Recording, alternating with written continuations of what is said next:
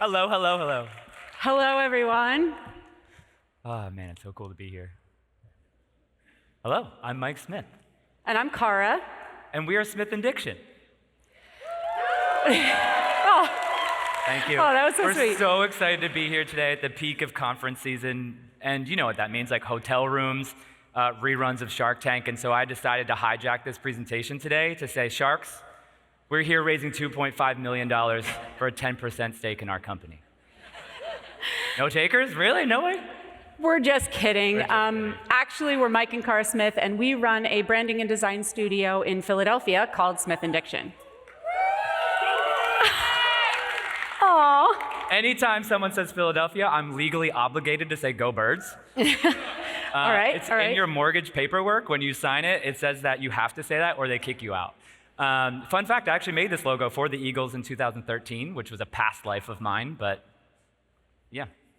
Yeah, so you might not know us, but you might know this, which we worked on for Perplexity a couple of years ago. We were lucky enough to help build the Perplexity brand, and now they've taken it to amazing new places, but we were really lucky to do that. Shout out to Henry, Fee, Ryan. Great job, guys. Yeah. But if you are fans, which judging by the claps, we have some fans in the audience. You might know us from this logo, which we created for exposure a few years ago. And basically, if it's glass and it spins, we probably had something to do with it with our friend Justin Laws. But spinning or not, what we do is we make logos, and we also make the brands that go behind those logos. You know, we all know that a logo is not the whole brand. There's a lot more to it. Yeah. So we're here to talk about the future of collaborative brand design. Yes, and we're really excited to talk to you about why we think collaboration is the future of design. But, you know, your first idea... We had a lot of other ideas. What was that? We had a lot of other ideas. Yeah, we have a lot of other ideas. Your first idea is never your best idea. So we wanted to share a couple of the alternate titles we had for this talk before we landed on this one. Yeah, they're basically just icebreakers. If you want to talk to us later, just say any of these things and we'll talk for 40 minutes. Several hours, yeah. First off, luck favors the prepared. We get this all the time. People say, oh, you're so lucky that you got to work with Perplexity. They say, oh, you're so lucky that you get to speak here at Config. And yes, we are. We're very lucky. We feel very privileged. But we were also prepared to do those things when that luck came our way. Yeah, and so, I couldn't be on stage and not bring up this. Should designers code? I don't care. Should designers skateboard is the real question we should be asking everybody. Like, I've learned more about design from skateboarding than any design book could ever even tell me, because failure is built into the actual ethos of that sport, and it's just incredible when you finally land it and you just feel amazing.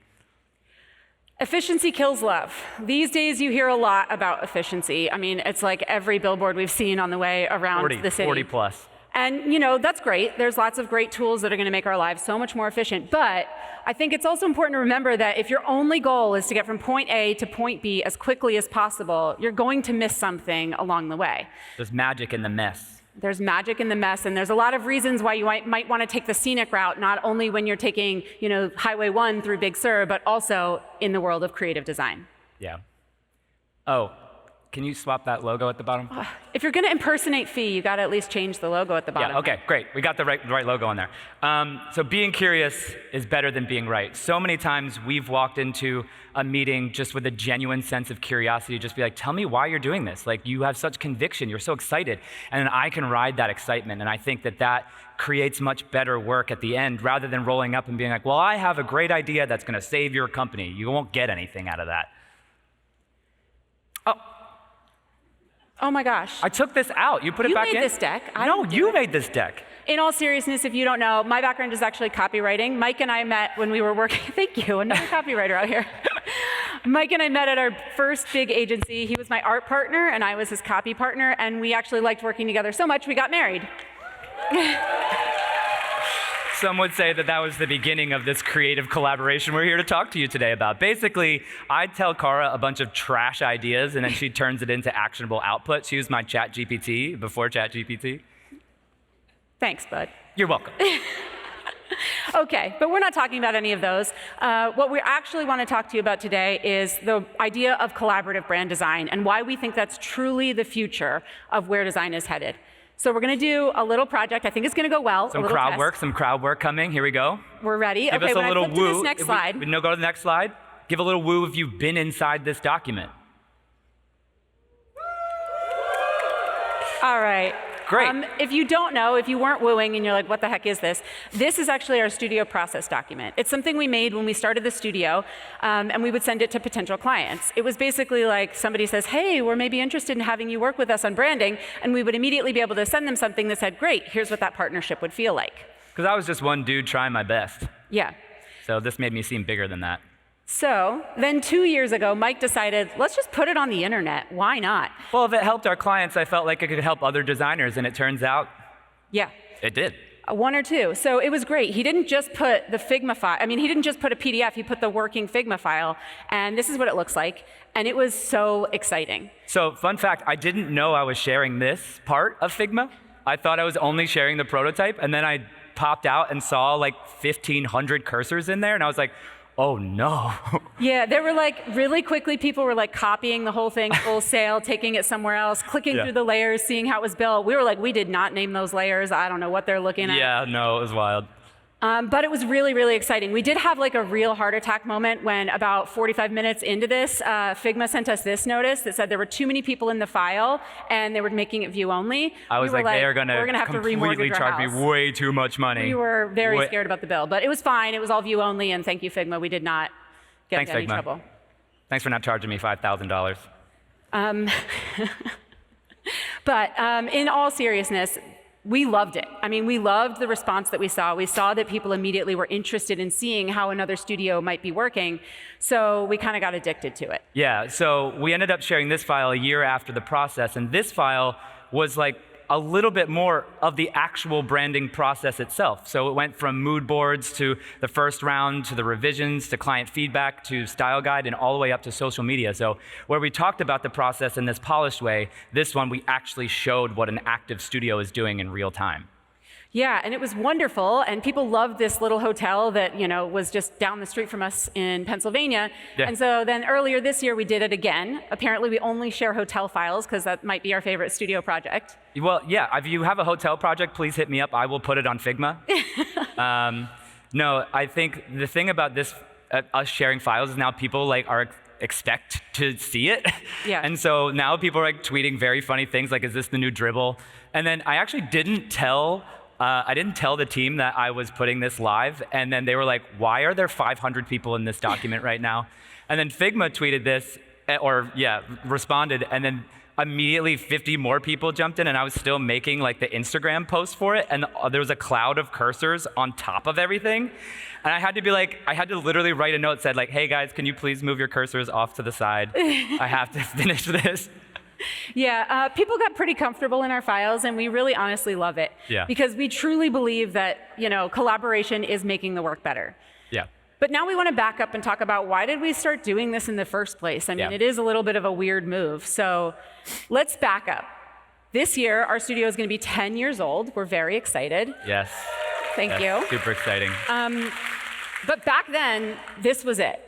This was the whole studio. This is the living room of our one-bedroom apartment in Philadelphia. I was still holding down a full-time job. We had no employees. Mike would just sit down at this desk with a nice desk and nice light and try to make logos every day. Yeah, so when I first started Smith Diction, I had only made maybe 3 logos for random restaurants around the city. And so I was using Dribbble and Twitter for legitimate sources of feedback. So I kind of was using it not to be like, I'm a logo designer building brands. I was like, no, I truly don't know what I'm doing, and I could use a lot of help. Absolutely. Now, fast forward, it's been 10 years. We have a team now. It's great. They're here somewhere. Yeah. Hi, guys. As you can see here, we're not together very often. We're mostly remote. We don't even have a photo of all of us in the same place.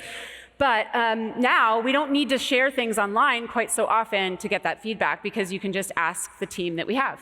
Yeah. It's great, but as we've grown, we've basically been very intentional about the idea that we want to keep our studio collaborative. So we've come up with a couple of strategies to make sure that our team feels comfortable sharing the way that we've always enjoyed sharing. And that is what we'd like to share with you today. So we're going to take you through just a couple of strategies that we use to sort of break down silos and make sure that collaboration happens fearlessly and often and frequently in our studio. And these are designed to be hot takes, but hot takes with heart, which is my whole personality. So we're going to take you through a couple of these today, starting with evolve or die. I know what you're all thinking. I know what you're thinking.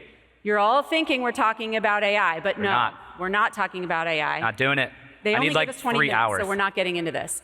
But we're actually talking about something much more basic. We're talking about the idea that progress is a process. Everything is always changing. And there is no process that's perfect enough that it should never change or shift. So we do have a process. We stick to it pretty religiously. It's not like we reinvent the wheel every time, but we do want to give you an example of how our process is constantly shifting and changing. So when we first started the studio, like Chara said, it was just me by myself. And it was actually before Figma existed. So I would go on Pinterest and pull a bunch of images into a folder on my desktop. And then at night, we would sit down over dinner and I would walk her through every single file and be like, well, this is what I'm thinking about type. This is what I like about this color. Maybe we can do a symbol like this. And it worked. It was great. But then once you had a team that was not sitting in the same room at the same dinner table, it stopped working. And so one day, Summer on our team, she was like, this is silly. This is totally impractical for me to share my Finder window with you from Virginia. I'm just going to put everything into Figma. And this absolutely instantly changed the way that we view mood boards. Because automatically, not only could we hold the entire brand at once, you could see connections and start to see all the different pieces and how they related to one another, but it also gave us this window into her brain and the way that she was thinking about things. And from a designer standpoint, like we got to see the rough blobby outline of a brand way before we had any idea of what we were actually going to create. It was absolutely amazing. And now it's become like a part of every single process, every single project that we do. Now, the end result to our clients looks exactly the same. We still present in a beautiful 16:9 format with the final design, but our team, I believe, is so much more prepared to dive in because we've had this collaborative moment where we all saw and worked on and built on the ideas together in that new phase within our mood board phase. So going with your gut. Our whole studio is built with gut and Twitter fights. That's the whole thing. Yeah, we have a lot of faith in creative intuition. I think a lot of the reason that a lot of you are here in this room, the reason you're at this event, the reason we're on the stage is because we're creatives, and we like that idea of using our intuition and exercising our creative gut. But we also believe that your gut can be trained. It's a muscle. It's like any other muscle, and the more you use it, the more you develop your taste, the stronger it's going to be.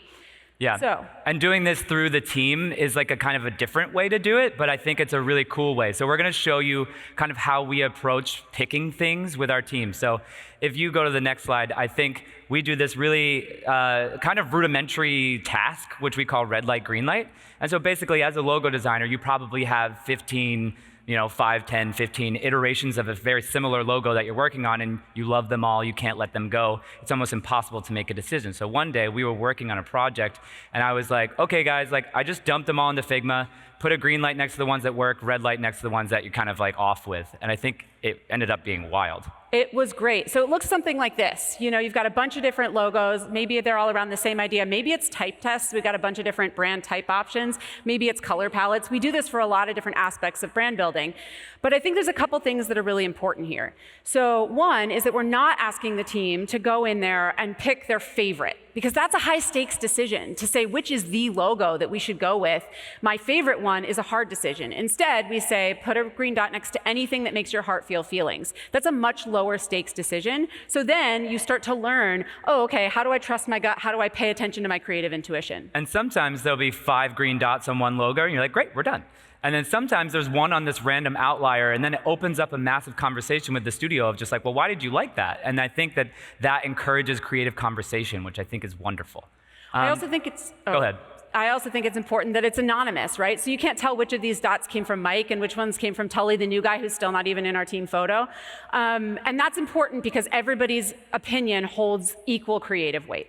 Yeah, and so we do this through symbols, through typography, through colors. And so at the end, you'll get a logo that feels kind of effortless, but there's like a ton of process that goes into it, which is really, really nice. Absolutely.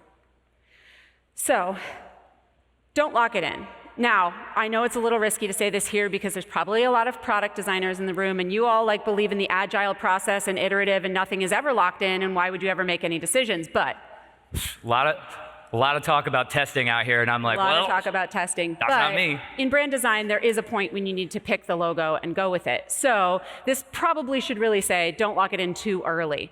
But what we really mean by this is that you need to have time for creative exploration. Remember when I said this talk could have been called Efficiency Kills Love? This is what I'm talking about. It is so important to make sure that your process has time for you to chase an idea. Even if you kind of know in your gut that it's the wrong idea, see where it leads, and who knows, maybe at the end of that idea, it unlocks something that you never would have thought of if you'd stopped exploring. Because you respect that little gem that you find much, much later down the process. You respect it so much more because of how much didn't work. Absolutely. So when you do creative exploration, it might look like this. This is our westbound file, which we talked about before. And as you can see, it's a bit of a mess. It's a lovely mess. We love this mess. You know, Yes. when Dylan was talking about file size going up over the last few years, I think he was just a call out Just to us to It was chill just out, our chill out. files.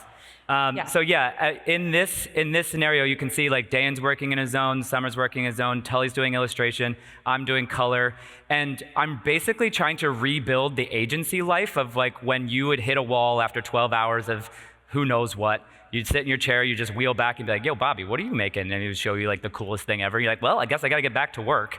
So this was our version of that in the remote age. So I can just zoom out and see what Dan and Tully and Summer are making. And Summer's making a dope horse. I can just drop in and say, hey, dope horse, you know? Really helpful creative feedback. That is kind of like how high my creative feedback goes. Yeah, that's pretty much it. And then Summer's like, all right, I'll figure it out from here. Yeah. No, but the thing I love about this is that, listen, I get it. This is uncomfortable. To be designing and your boss is designing like just in the same file right over there, it is a dope horse. It might make a lot of people uncomfortable, but it's also magical because I've seen this happen so many times on our team where Summer is working on something and then Dan's like, whoa, wait a minute, I love that. Let me see what I can build off of that. Yeah. And this like organic, actual, incredible thing happens. We all jump on a Zoom and we all start talking and seeing where it can go because we're all building in the open. Yeah. And so, you know, you can be a little bit wild as long as you have this kind of path that can guide it. And so we've just started doing this. Alex Rinker, our buddy, worked with us a few weeks ago and introduced this to us, and Dan has kind of been working with it too. But like, how many times have you been working with, you know, a logo that you're just like, I just need to finesse it. I do a little bit more. I just need to finesse it a little bit more. Just got to do a little bit more. But then you forgot you have to build the rest of the brand. So what we've started doing is making a logo a component and putting it next to the word mark or whatever. And that way we just go about building the brand. And you know, someone on the team might be finessing the logo behind the scenes. You just swap it once and it swaps throughout the rest of the brand. Yeah, so this is one of the strategies. There are lots of ways to make sure you have time for that creative exploration, but the more responsibly you can build, the more strong you can hold the line on that time to make sure you can finesse the curves, but you're also making progress. And so we've also started using Figma in this similar way with, you know, products and things like that. We have billboard mockups, we have vellum envelope mockups, business cards, all that stuff, all built in Figma. So we can just be like, okay, let's see a bunch of versions really quickly. So you might have a logo, you might have an art direction option, you might have a product-based option, and then you also might have an option that has a ton of photography, and you can see that all within seconds. The other advantage that Mike is too polite to say is that we're a team of 5. 4 of them are designers, and I'm the only copywriter. So often, I'm behind the 8 ball. This allows the team to make progress on a design, and I can swap out the headline at the last minute.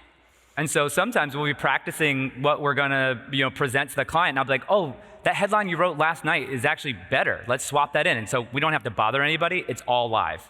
The more responsibly you can build, the better off you are, and the more time you have to really land on the headline that you really love.